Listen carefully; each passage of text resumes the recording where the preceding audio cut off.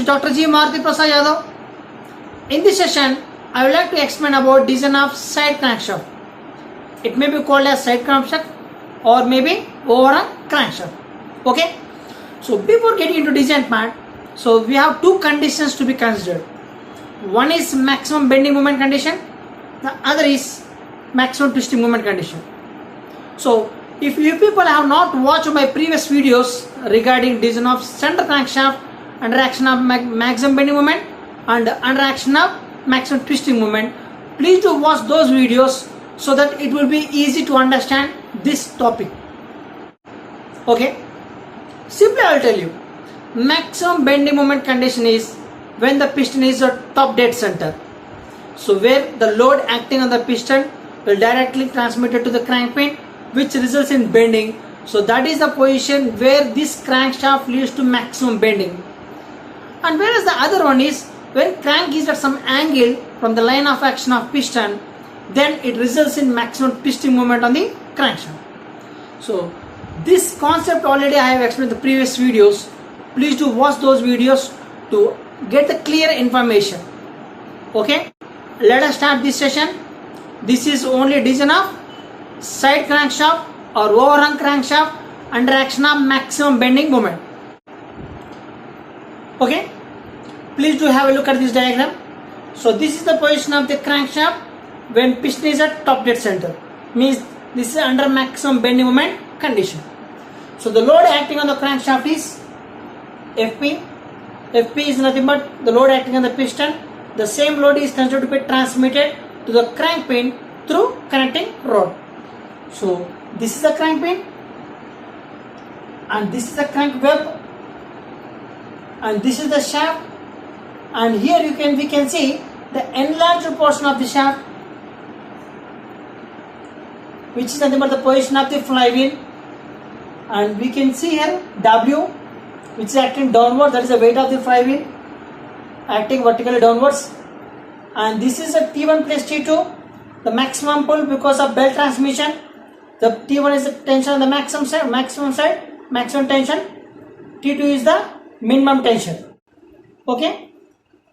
Finally, if you look at the force system, totally three forces are acting. One is FP, the maximum gas force, which is developed because of combustion process acting vertically downwards, and here we have the weight of the flywheel acting vertically downwards, and the other is the maximum belt tension, that is a T1 plus T2, maximum belt pull because of tensions in the belt.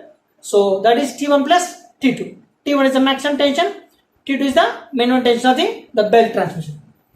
So here you can see this is the bearing 1 where it is supported, and this is the bearing 2. So only two bearings are there. So this is the system of forces. So now three forces are acting there.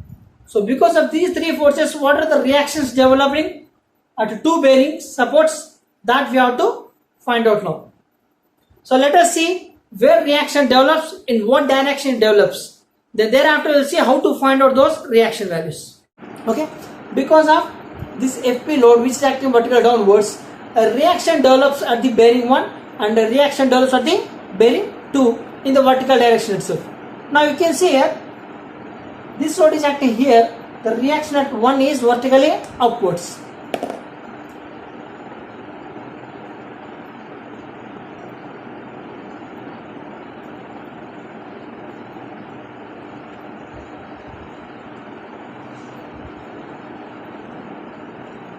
So this is reaction at first support because of this load that I am taking as R1V. Okay.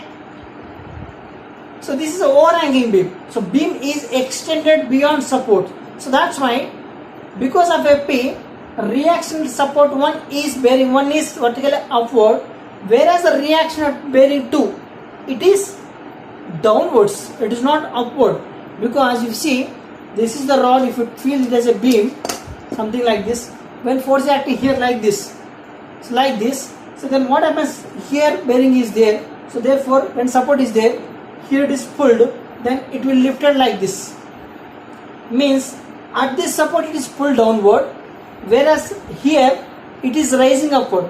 It is rising upward, so to constrain this movement, reaction has to develop downwards. Okay.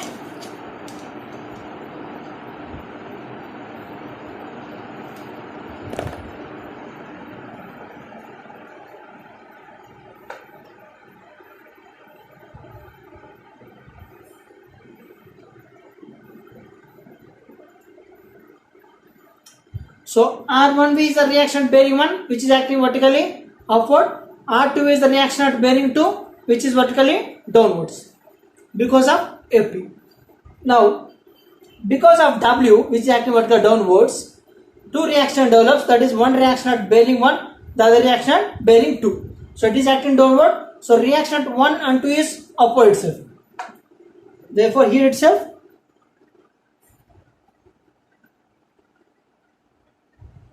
upward reaction,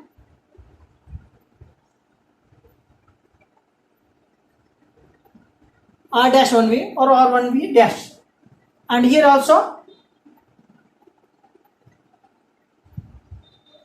vertical reaction,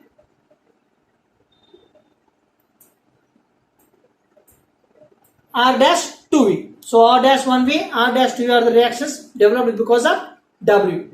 That's the weight of the flywheel. Now reactions because of belt pull means T1 plus T2 together, which is acting horizontally. So horizontally in this direction, so reaction will be in this direction horizontally. So because of this, reaction 1 is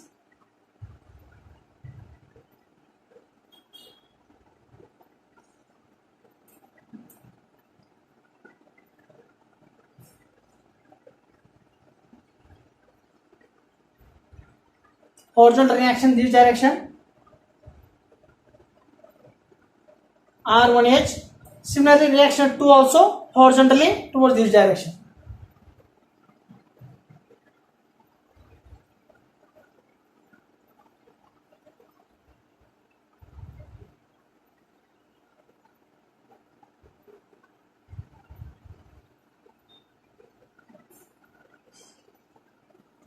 So R1H and R2H are the reactions developed at bearing 1 and bearing 2 because of tension in the belt T1 plus T2. Okay. Now the entire force system is completed, means we identified the forces acting on the crankshaft, and thereafter we found the reactions developed, where it is developed, in what direction it has been developed. So everything we have found. Now we have to find the values of those reactions, means R1V or R-1V or R1H at bearing 1. Similarly R2V, R-2V and R2H. So these reactions we have to find out. So let us start. So due to FP load, two reactions developed. One is R1V, the other is R2V. Okay.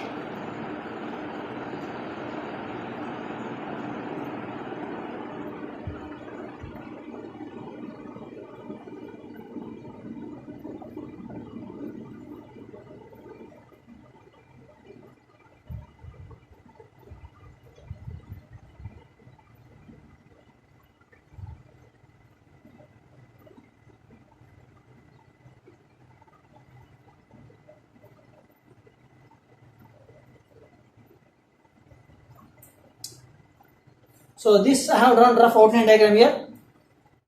Rough outline diagram I have drawn here.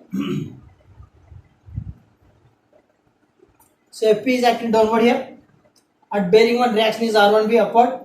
At bearing 2 reaction is R2V downward. So applying the equilibrium condition, sum of all upward forces, so sum of all downward forces, and the moment about any one support is 0. So taking moment about support 2. So then what happens?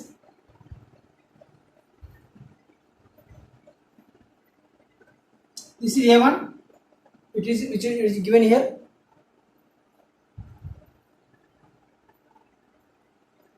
So this is B. A1 is the distance of the line of action of Fp from support 1, and from flywheel to support 2 it is B1, from flywheel to support 1 it is B2. B1 plus B2 together is B. So from this, taking moment about support 2, we can get the R1V.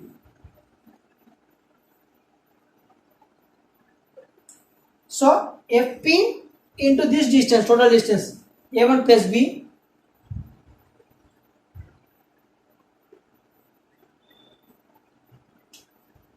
equals to sum of all clockwise movements equals to sum of all counterclockwise movements. So Fp into this one is about 2. Fp and this is equals to, this is in counterclockwise direction. So R1V, this is clockwise. So R1V into B. So that we will take this side.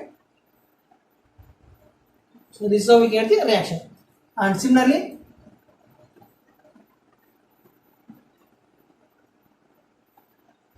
R2V equals to, so taking moment about support 1, then R2V into B equals to Fp into A1. So from that we will get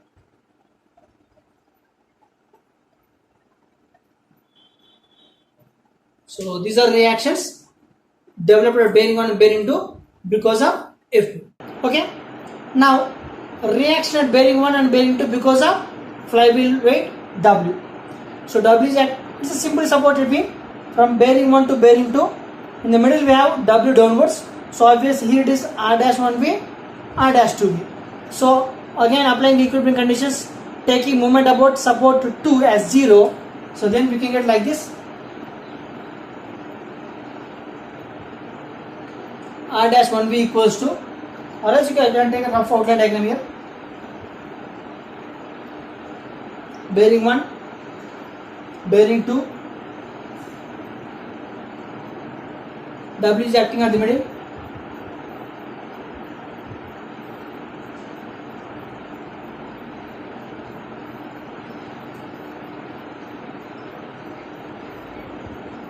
R-1V, R-2V here.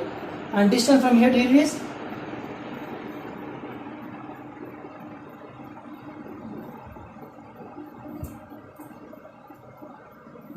so from this you will get it easily. Taking the moment about second support, second bearing, moment because of W is counterclockwise, moment because of R-1V is clockwise. So equating both, R-1V into total distance is equals to W into D1.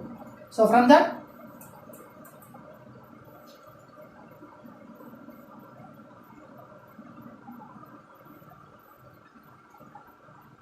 so W into B1 by B1 plus B2.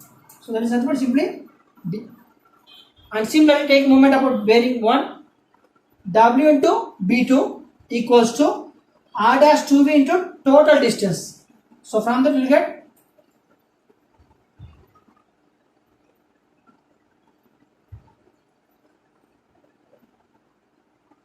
okay. Now reactions due to T1 plus T2.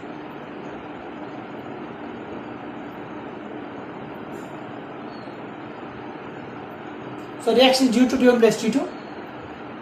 So similarly, now we have to see in the from top view. So then it will be like this.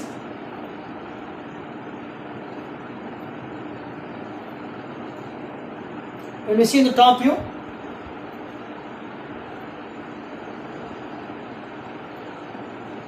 T1 plus T2.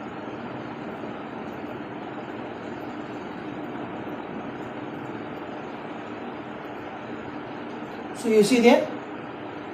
So from this again,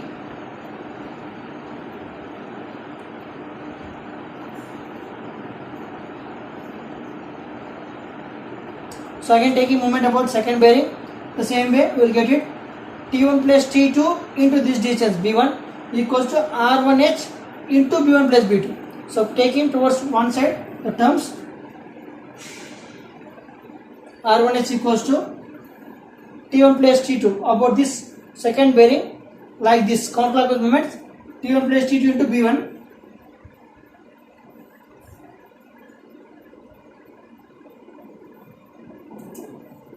equals to R1H into B1 plus B2. So that B1 plus B2 we can get this side, B1 plus B2 is nothing but B. Similarly taking moments about bearing 1 we will get R2H equals to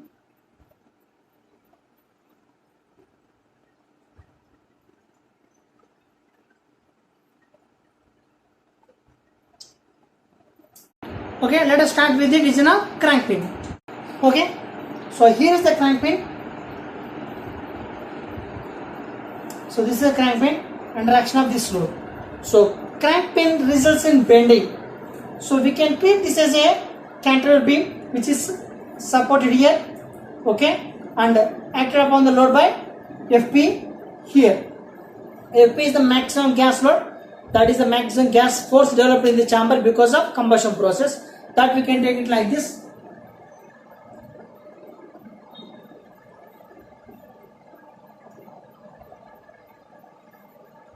So Fp is equal to the maximum force developed. So the pressure build up in the chamber is equal to force by area. So force is equal to cross section area of the cylinder into pressure. So pi 4 d square, where d is the inner cylinder bore diameter, into maximum gas pressure developed in the chamber. So from this you will get the Fp. So as I said that this crank pin is treated as cantilever. So it results in bending because of this Fp. So based on that bending load, now we have to design it. So what is the bending moment developed, maximum bending moment developed in this crank pin when we treat it as a cantilever beam? Actually, this Fp, it is not a point load which is acting at the middle of the crank pin or somewhere else, or at the same time it is not a UDL also. It is not uniformly distributed load. That load is not distributed uniformly. So we can take in between these two.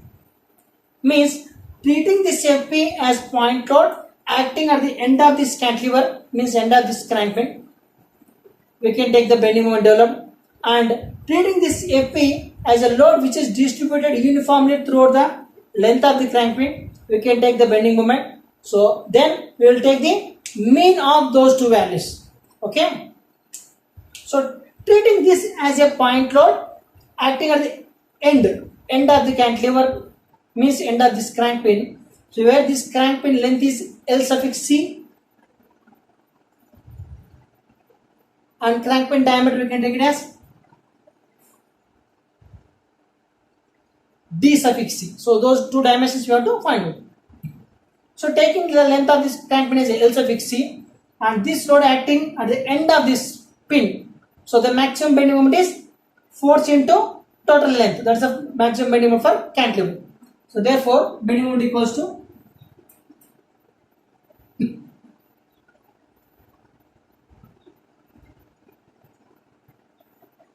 so this is I am taking as M1 because this is a bending moment developed treating that Fp as a point load acting at the end of the crank pin. And when we consider that Fp as a uniformly distributed load, then maximum bending moment is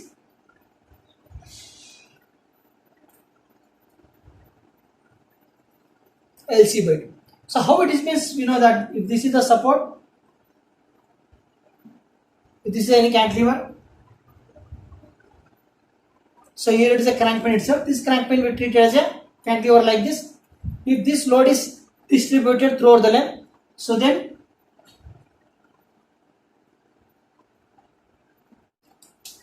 treating this as a cantilever, small w is the load acting per unit length.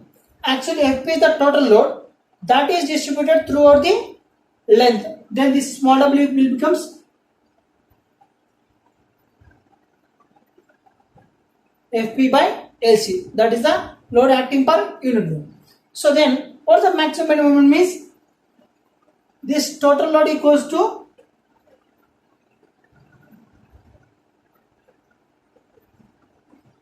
small w into Lc. So that's why again you will get finally Fp by Lc into Lc. So you will get F. So this is the total load which is generally for the UDL. We can take the CG at the midpoint here itself, means if this is LC by 2. So here is the total load acting Fp. So Fp into distance is LC by 2. So this is the bending moment. Okay. So as I said, it is not a UDL, it is not even point load also. So we will take in between these two. So finally we consider that bending moment is the mean of these two values. Bending moment acting on the crank pin is equals to mean of these two values, that is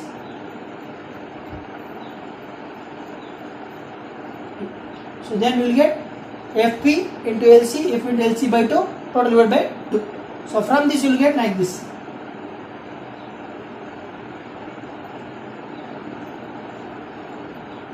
Simply can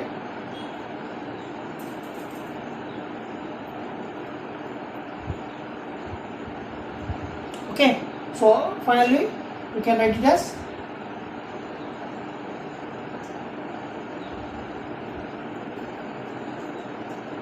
means finally how it looks like. You can treat it as a load FP acting at a distance of 0.75 of LC from this end, from the web, from the crank web at a distance of 0.75 of its length. So this is the bending moment. So this general formula bending moment equals to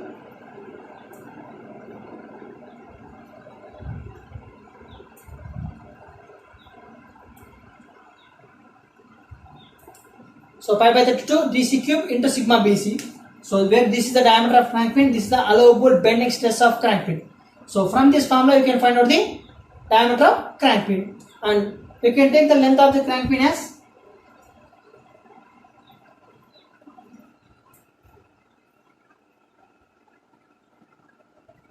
1.5 terms of DC, and whether we can check whether this length is sufficient to withstand that force without failure or not by taking the allowable bearing pressure.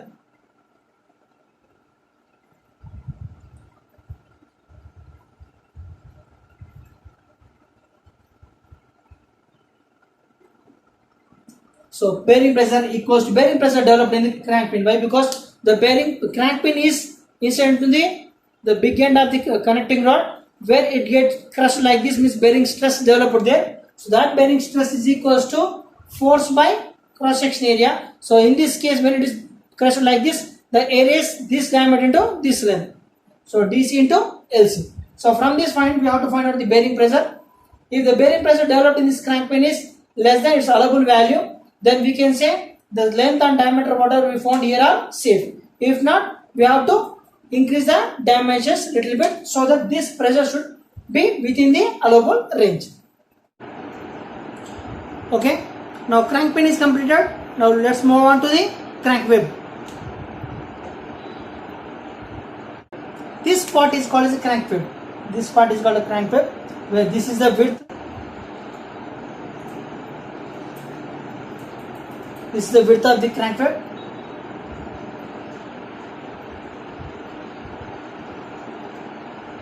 This is the thickness.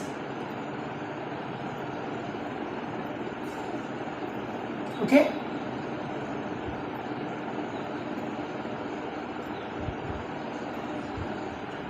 So W is the width of the crank web and T is the thickness of the crank web. The thickness of the crank web generally taken in terms of crank pin, that is 0.7 times of crank pin diameter, and W width of crank web is generally taken as 1.2 times of crank pin diameter. So we got the crank web width and thickness. Now we have to check whether this crank web is safe or not. With this dimension, it is safe or not without failure. So let us see what stress is developing and whether the stress is within allowable range or not. So because it is this FP, this crank web results in bending as well as also direct compressive stress. So let us find out the stress because of bending and stress due to direct one. So then adding together gives the result stress, and that resultant stress should be within the allowable range. So because of this FP, this crank web results in bending like this. It bends like this. This is the width, this is the thickness. So it bends like this. That bending moment equals to this force into distance up to the middle of this crank web, the center of the crank web. So just now we have seen that it is bending moment is force into 0.75 times of crank pin length. Means we treated this FP as a point load acting at 0.75 times of its length from web. So that is what we have seen. Means from here to up to this junction where it is connected to web, this crank pin, that is 0.75 0.75 times of its length.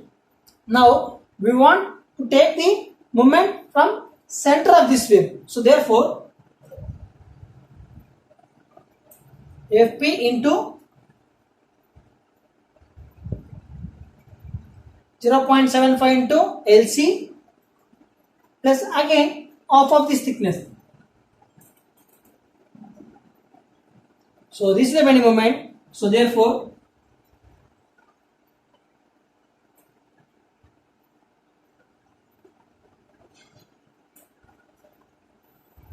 bending stress is called M by Z, where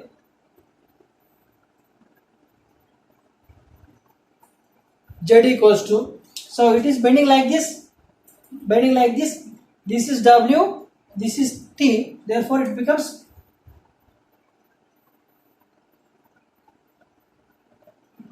so WTQ by 2 divided by T by 2. Now the direct compressive stress is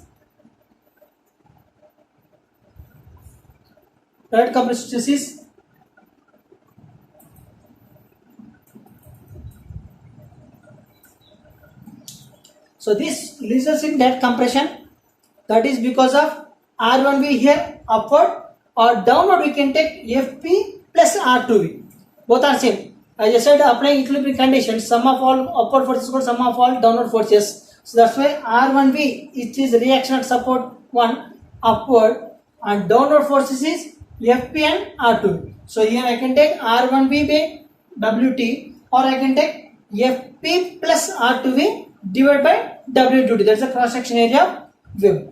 So then adding together total compressive stress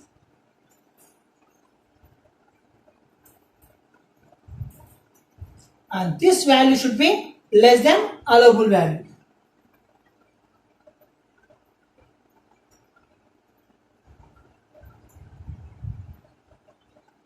Then we can say these dimensions are safe.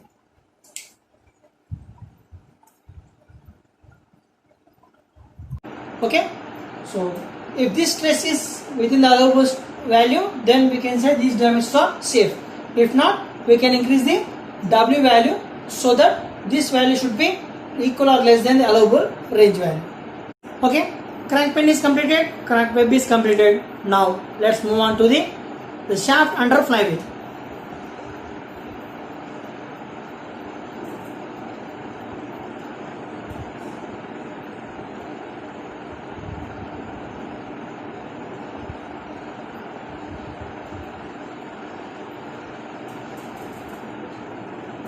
So we have to find out the safe diameter of shaft under flywheel.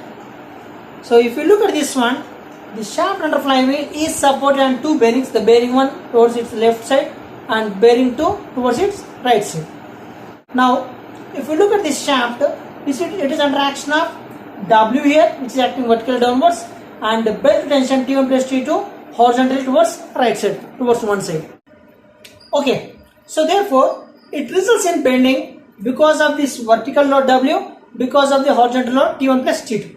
So we have to find out the resultant moment because of these two. Let us start with moment because of W. The bending moment because of W.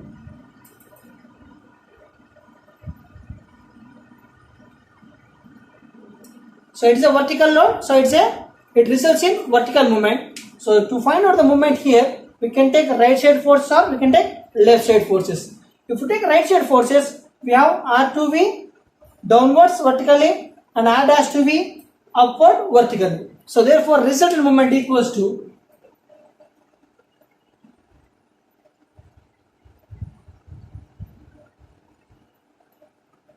minus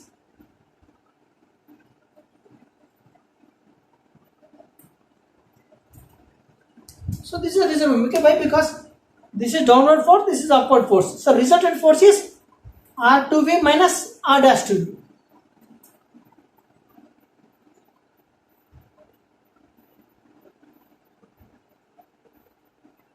So this is the resultant force, this is resultant vertical force acting here, and distance from here to up to the center of flywheel is d1. So this is the resultant vertical moment. And now horizontal movement.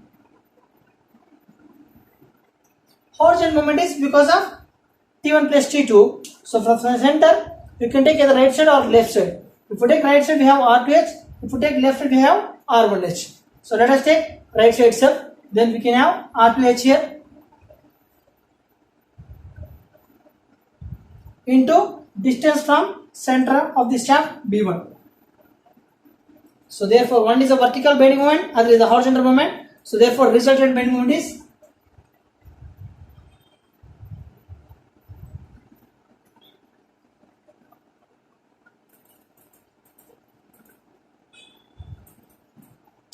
square root of ms square plus mv square. And general formula we know that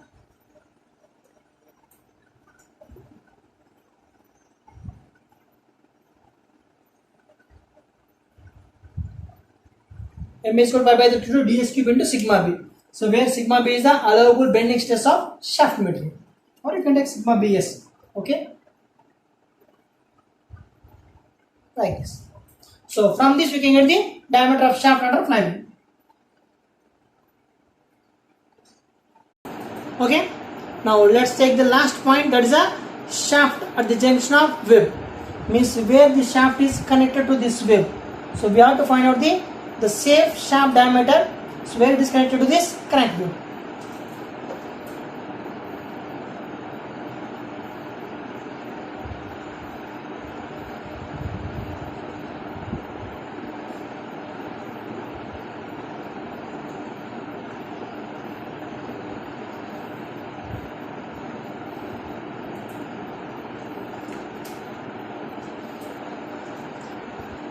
So d suffix s1. So I have taken the notation d suffix s1 is the diameter of the shaft. So diameter of the shaft, it is connected to the web. So let's start this one. So this is under bending. This part of the shaft is under bending because of the load Fp.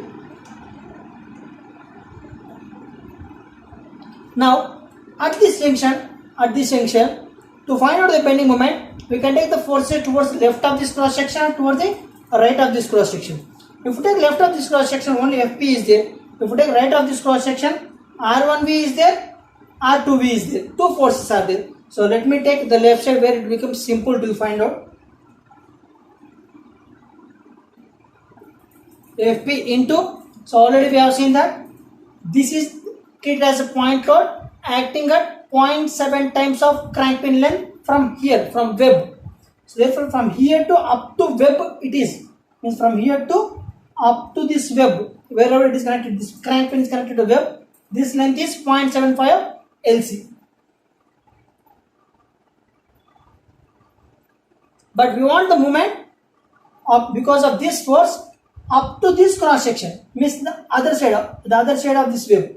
So means this 0.75 times of this length plus this thickness of web. So this is the bending moment. So from this you can get it easily.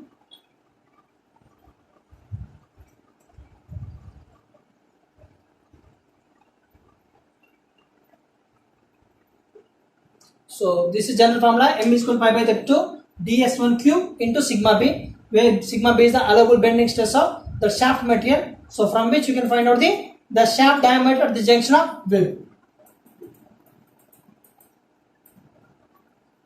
So this is all about the design of side crankshaft or overhang crankshaft under maximum bending moment condition. So thank you for watching.